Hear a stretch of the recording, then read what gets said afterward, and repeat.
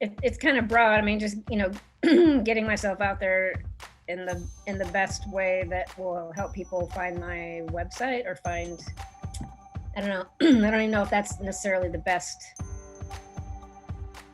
goal anymore when there's so many different other platforms and stuff. But I mean, ultimately, I guess everybody ends up with your website. Right. Well, I mean, that's part of the question. It's like, what is the goal? And so, sometimes it just really depends. So like if I go to your website, I told you I do really like your website. What is the main call to action when people, like, obviously you want people to do business with you, and you want them to work with you, but like when they go to your website, like what's typically like the flow, like the sales flow kind of, what's the first thing that you would kind of hope that they get involved in?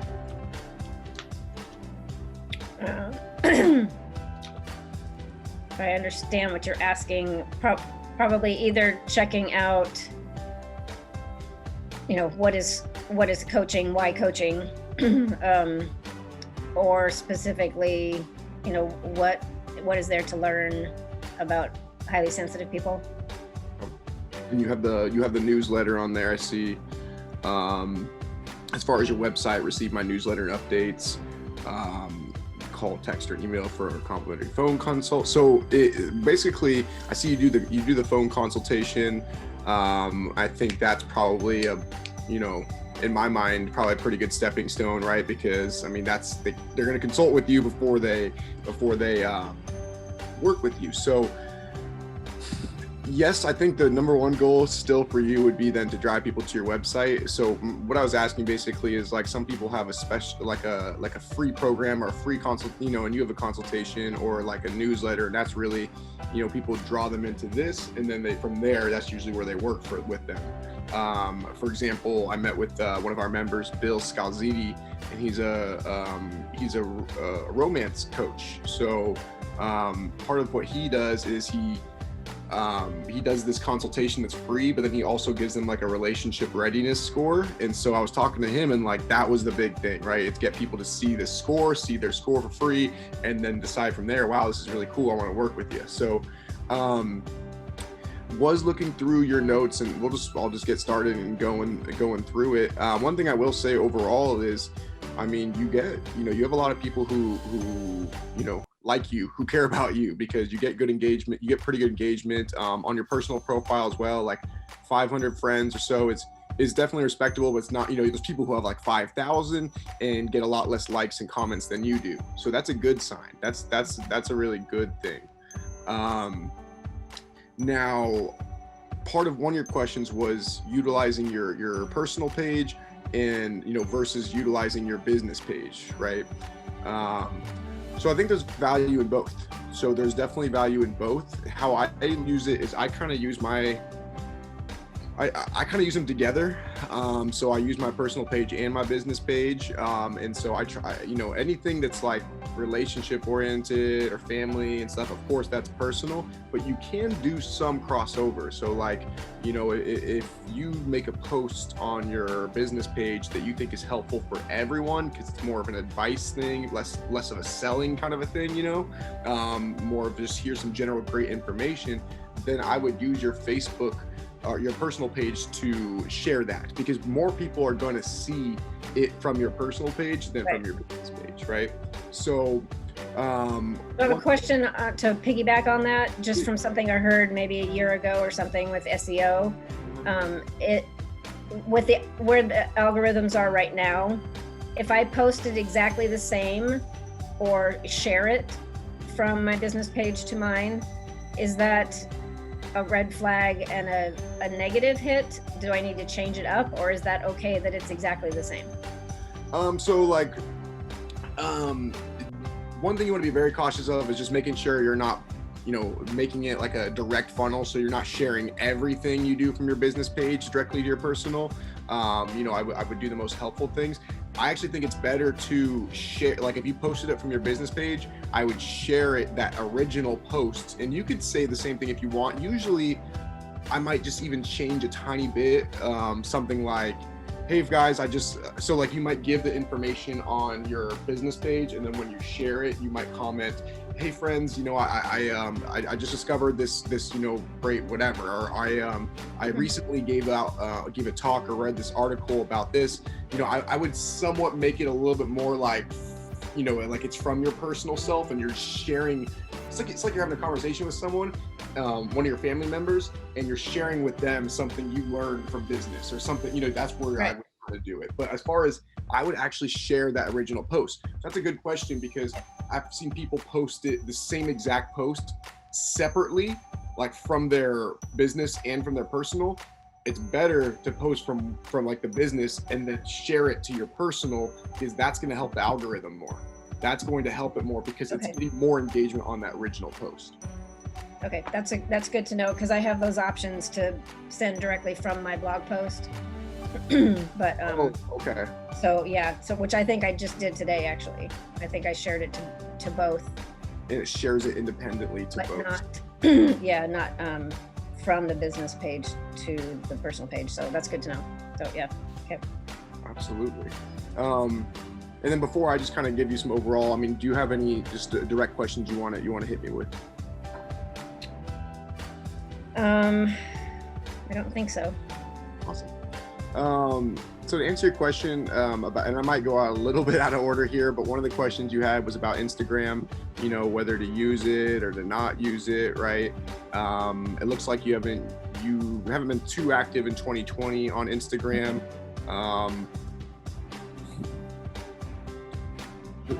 To answer the question, it does depend, but of course, I wouldn't make it your main priority, to be honest. I wouldn't make it, and because I know people who have 2,000 followers on Instagram with their business page, life coaches and stuff, and they've told me, like, I spent, you know, some time or some money or whatever, you know, building it, and I just don't really get direct business from it. So what I would use Instagram for is use it as like a landing page, pretty much. And what I mean by that is you could post some random stuff there, you know, you could post an article, you could post a video of you talking about something, but I think maybe have a specific mission. So if you want people to sign up for your newsletter, like I would use that as the mission for your Instagram. Maybe you can share like snippets from your newsletter and stuff that you put out there. Maybe that can be a page where people who are highly sensitive can go to. And again, the whole idea is if they're interested enough about what's on your page, they're going to go to your link, right? Your main link in the bio. So that's kind of how I would do it. But I would focus. You can actually post a full link on Instagram. In the bio. So in the bio, okay. When you put a link in Facebook captions, if it doesn't like let it directly link, because they want you to pay for ads. So they want you to pay to link it. So what I would do is pretty much just try to put out value if you want to use that. But again, if you find yourself struggling with time, I would personally focus on Facebook and LinkedIn more, you know, to be honest. But just if you are going to use Instagram, there is some value to it long term, but you don't have to be active on Instagram to be successful with social media and business, in my opinion. We pretty much hardly ever use it. We post on there, but we hardly ever engage with it. And as far as, let's see, I did notice a few things. So LinkedIn, pretty newish for you? Yeah, I mean, I've had an account forever, but I haven't ever really done anything with it. Right. Yeah, now, it seems to be what everyone in HMP is using, at least. Right. It's big on HMP, and part of the reason it's a great tool to connect with people that you have no idea who they are. Whereas on Facebook, typically, I mean, I send friend requests every time I pretty much have meetings with people, but like at the same time, you're not going to have like 10 people you just randomly saw in a breakout room and add them on Facebook, right? Doing that on LinkedIn, it's acceptable as long as you send them a message. Hey, you know, another person doesn't have to accept, but it's different. So I think they're all a little bit, you're finding out online coaching EFT are available. And then let me ask you, when you do your consultation, how long does that usually last? Do you more so ask them about themselves, tell them more about, you know, who you can help, or is it just an overall conversation? And how long usually is that? It can be anywhere from 10 minutes to a half hour. And usually the first thing I'll ask is, unless they just say, yeah, I'm calling because, and then just spew it all out. I usually ask, assuming that they've found me through the website, what about my site spoke to them the most? Why they were interested in the call to begin with, so I can get an idea of their needs that way without having to say, what's going on wrong right now, Right. So yeah, I usually lead off with something like that, and then ask if they have any questions, after seeing my site, and then talk specifically about what their goals are, or what I usually ask what their experience is in the past, if they've had counseling or coaching or whatever, and what was helpful, and then at that point really look at specific goals, and then explain, if it hasn't come up when I asked, if they have any questions, then I'll explain my approach and what to expect. So yeah. That makes sense. And so you say you pretty much assume they come from your website. Do you ever ask, like, how did you find me? Yeah. Okay. Yeah, I do. So yeah, most of the time they either found me directly that way, or they've been to my site. So I'll always ask that first. Because excuse me, if they haven't been there, there's just so much information on there that I don't want to reiterate if they've just read it all, but then I don't want to assume that they know all that either. So yeah, I do ask, but yeah, if I know that they've been there, then I'll ask what resonated and what led them to making contact. And so I like what you like overall. Looking at your personal page on Facebook, by the way, like I like what you post. I feel like you have maybe mix in some more original content. You do a lot of sharing of stuff. I do love how you I guess, I don't know if this is the right word for it, but like annotate it a little bit, or you give it some kind of caption and stuff. I see too many people without any caption at all. They just share the article, and that's never gonna really work, So I do like some of the content you put up there. I see a lot of positivity. As far as you even mixed in, I saw some stuff with nature, some hiking and stuff. So I think that's great. I think that's perfect for your personal. And again, I think it is important to build up your personal, because the way the algorithms are designed now, the number one thing they prioritize is interaction and connecting with the people who are already within your network pretty much. So they want to show people content that is relevant to them, which is friends and family pretty much. Or even if you click on a link or an article or something, they will take that information and start showing you more stuff for wellness or whatever, or politics or whatever, right? So it doesn't look like you post a lot of like, I would say, risky topics, I guess. It doesn't seem like you post a lot about politics. Try to stay out of that. Yeah. Smart. So some people can't help it and some people don't care, and that's fine. It's their business, right? They're just like, I don't care. I don't want to work with anyone who thinks differently. And I don't think it's the right approach, but if they do feel that way, definitely keep them separated, right? Definitely keep your stuff separated. Now on your, let's see, how much time do you spend kind of going through and like engaging with other people? Like as far as just going through the feed, do you pretty much do it only like non-strategically? And what I mean is just scrolling, looking at, family and friends and kind of just enjoying and catching up with them? Or do you do it? Facebook? Yeah. Yeah, I'm just not a huge computer person to begin with. And I'm already doing way more than I would normally be, comfortable with. But I mean, usually Facebook wise, I look at my notifications and click on the ones that I'm interested in. And then usually when I go to whatever those are, then I'll make a comment or like, or, something. And so I do engage if I go there, but I don't necessarily, like, I don't know, some people must just live with their phones on Facebook, because sometimes the second I post something, someone's responded, and I'm like, I just like sat back down, and yeah, that's not me. So yeah, I'm pretty selective. And usually it's like every 2 or 3 days, I think, oh, I better check my Facebook. So yeah. There's no, and I get that 100%. I never used to use my Facebook, and I don't think you should necessarily just change who you are and stuff. And if it's going to make you unhappy, then that's the bottom line. For a lot of people, using too much social media, computers makes them unhappy. And I've experienced that at times too. You got to take a break. I would just say, even a little, like step further is going to help. So maybe even any of that time you would use, and this goes back to Instagram now, maybe don't even focus on it at all until you feel like you really have a handle on Facebook and LinkedIn, and you feel comfortable with the amount of time you're putting into it and with the results you're getting, because you don't want to overwhelm yourself trying to do everything, right? Just focus on a couple things.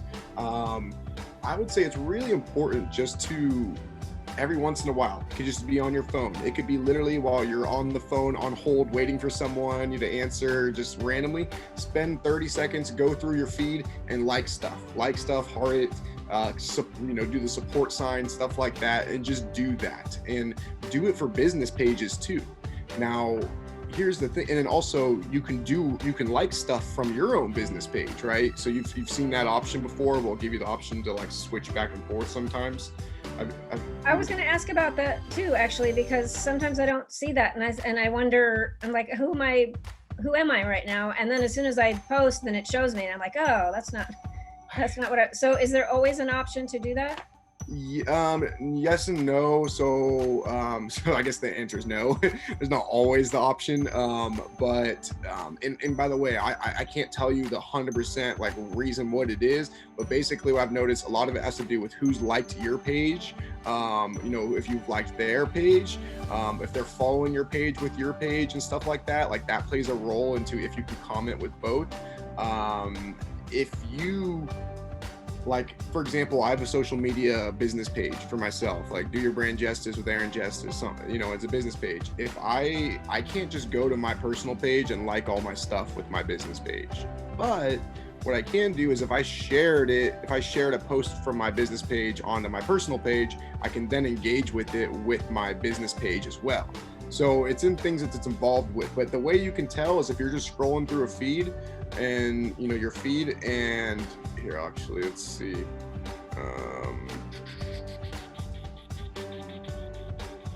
So share. So if when I first start, it pretty much always pops me up, because I've got it on my toolbar, right, as my personal page.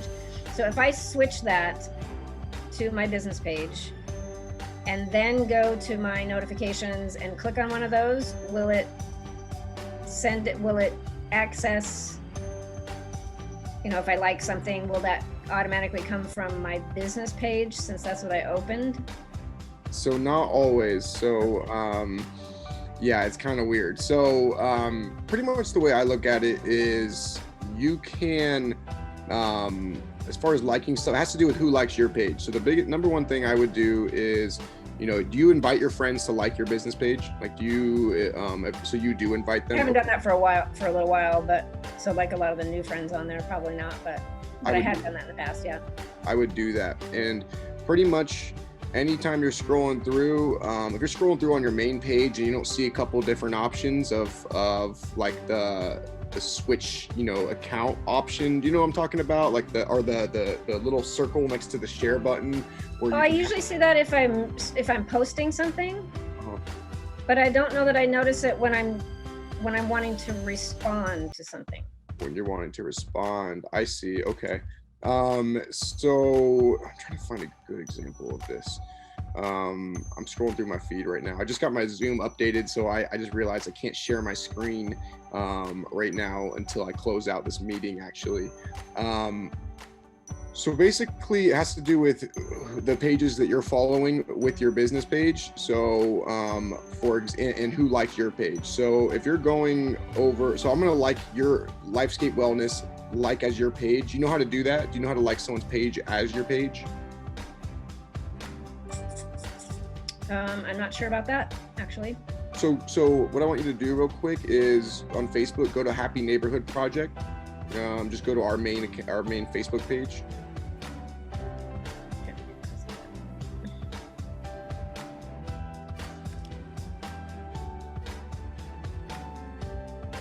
Okay. Okay, so then, and you have the new Facebook, correct? Or is it the old style one? No, it's new, yeah. Cool. So you see where it says like page, and you see there's a search, like a hour or like a magnifying glass to search on the page. Yeah. And you see the three dots. Yep. Do you see, go down to like as your page? Nope. You don't. I have share, manage notifications, pin group, unfollow group, report group, and Oh, leave. that's the group. So that's the group. So you want to go to our business page. So if you type in Happy Neighborhood Project, and I clicked on the wrong one then. yeah, no worries. Here we have a bunch of different things. And you go to Happy Neighborhood Project, and it's -HNP. And the main logo is just our proud HNP member decal.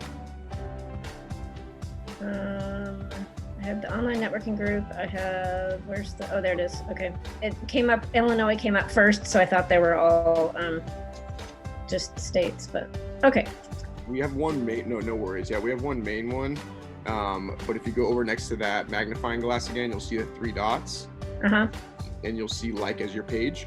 It does pop up this time. Okay.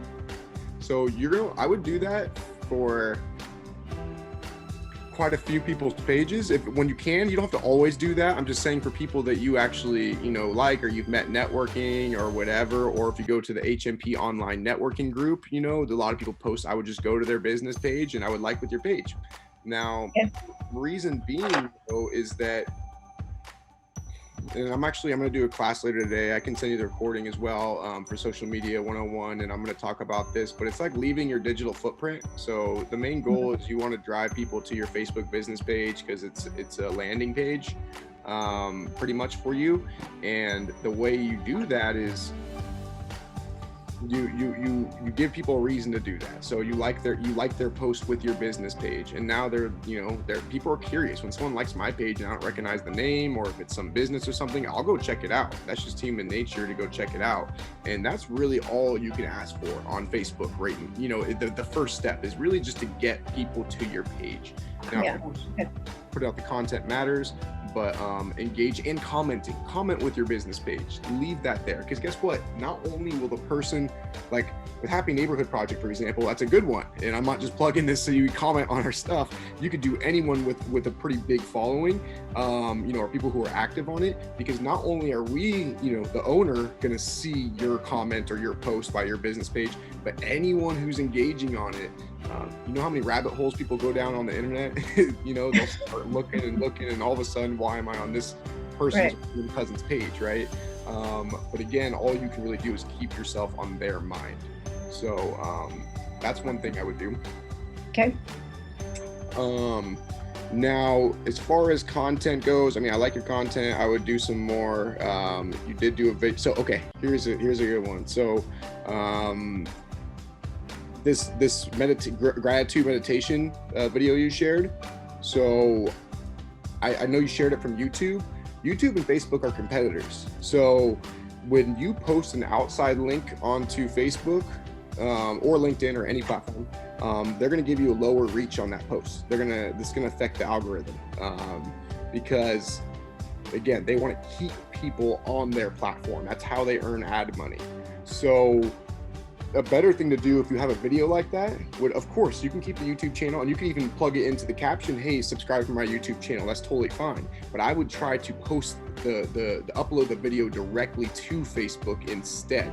And now it's not only is it gonna help the algorithm because it's not an outside link, it's also gonna help because social media platforms are trying to go more to live video. They're trying to turn into TV streaming services and live event services. So the more videos you upload, the more they're gonna help you do that. The more they're gonna see that. So that's one thing I would do differently. Have you ever done a live video? Not yet.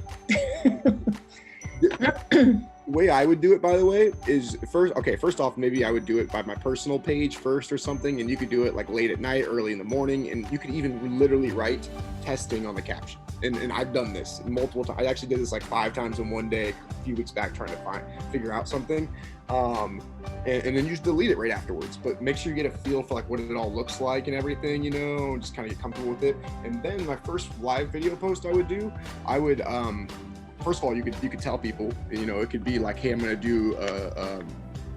do There's someone who does energy healing, I know, who's a member of HMP. Her name is Hui, and she has a huge following on social media. You actually, her name is, I'll type it in. I would actually go to her page and try to look for her business page too. And you'll probably find her because she'll probably have mutual connections or something. But anyways, you can see she does this nightly meditation, and that's beautiful because she gets other people involved and they're commenting and stuff, and that's engagement. That's what you need. But I would do something live that you're just super comfortable with. That's the way I would start off with. What's like something you do that you just know that no matter what, like it's gonna turn out, you know, pretty much good, like how you want it to turn out, right? So I would do that on my business page, not personal page. Yeah. But if it's your first live, guess what? That's definitely a good reason to share it to your personal. You know what I mean? Like I would make it the live first and then share with your personal. And then I would also go back and I would like the post with your personal. I would comment, you know, and here's the thing, you don't have to pretend that people are stupid and like they don't realize that it's the same person. You don't have to do that. You can be very genuine. Like you can post that with your business account and then come through and comment with your personal. Hey guys, hope you guys really enjoyed this. Or hey guys, hope you guys got value out of this. Definitely open to comments for some other content you'd like to see. Something like that, where it's still a comment on your post that helps the engagement, but now it's also, you know, helping, helping the algorithm, and it doesn't make it look weird or like spammy or anything like that. Okay. And also maybe the way you want to start off doing this whole engaging thing without spending a ton of time is maybe find a few people that you've met through HNP or that you know from other network or someone in business, you know, and make those the few people that you want to try to be like social media allies with. You know, those are the people that you're going to be liking. You'll follow their posts, you know, you'll like their posts when you can, you'll comment on it. Just start with a few at a time, and then you can just slowly build up more and more and more. It doesn't matter if you're always, for the end of time, consistently liking those person's posts, but they'll remember that stretch of time that you did. You know, they'll remember you. You'll stick in their head. It's also biological because, you know, it releases endorphins when you get a like, and that's why social media is kind of dangerous. But it also, you can think of that as how you make friends, because if you give someone a like, they get an endorphin, they think of you, they like you better. So that's one thing. Let's see. Won't give you too much more. I got to jump off soon, and we can always do another one. I'm happy to get more and more specific as well. And we can also just do a check-in one. We could try do some new things, and then we could do another check-in. But one thing I will say is for LinkedIn, a good thing to do, I always share this with people, is endorsing skills. So do you know how to do that? To get endorsements for myself or to endorse other people's? To endorse other people's. I'm trying to think if I've actually done that, because I haven't, like I said, LinkedIn is fairly new for me, but I would assume that you go to their profile or whatever and type something in. So if you do, I just did it to you. So what I did is, and I want you to actually go to your LinkedIn real quick. I just want to stay on for like one more minute here, because I want you to see what happens when I endorse your skills. As far as a notification you get, anything like that.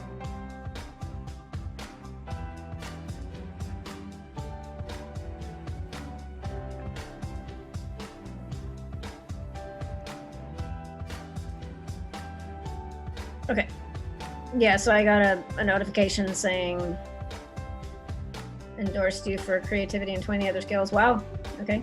I just went through all of them. It's pretty quick. But one thing I wanted you to see from that is, one thing that's cool about LinkedIn is it kind of prompts responses, right? So on that notification, it says, say thank you or something like that, right? Or say thanks. And click on that. Now, if you click on it, I just want you to do it like I already know.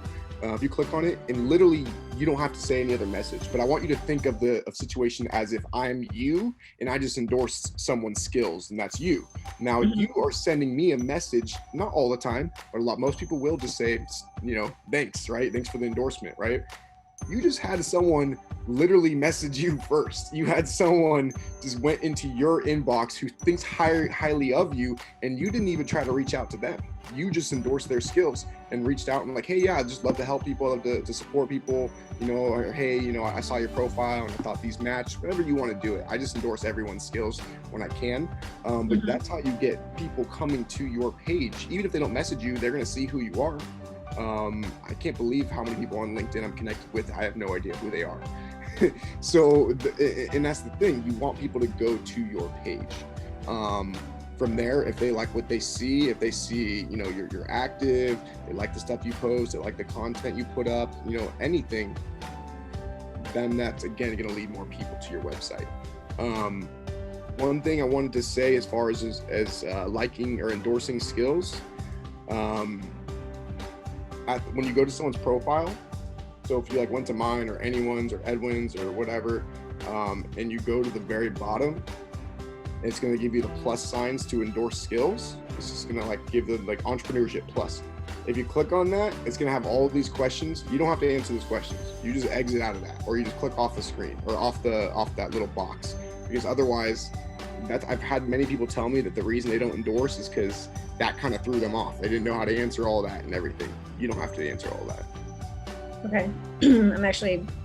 I just pulled up Mark Ham's because I would like to say something for him. So I'm just looking for So go to the bottom of his profile. Skills and endorsements.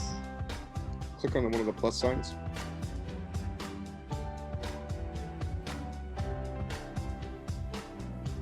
And then once the plus sign comes up, you don't have to fill out all that information. You just click off the screen or click that.